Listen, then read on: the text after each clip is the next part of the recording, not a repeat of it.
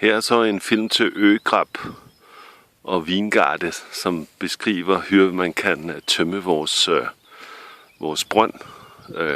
Herfra, hvor jeg står, er der præcis 100 skridt hen til brønden.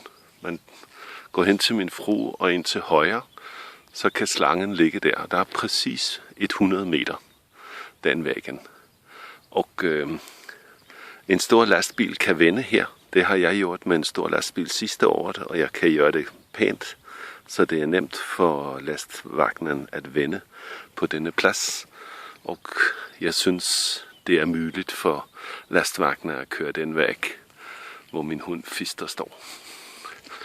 Resten af væggen har lidt nye træer, og dem tager jeg væk nu her, så træerne ikke river fat i nogle ting. Man kan se her, det er ganske nye træer, som de fleste lastvagner kan køre over.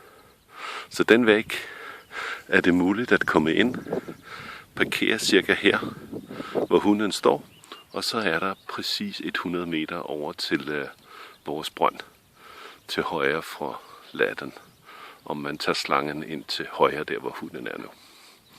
Så det håber jeg kan gøres ingen så længe.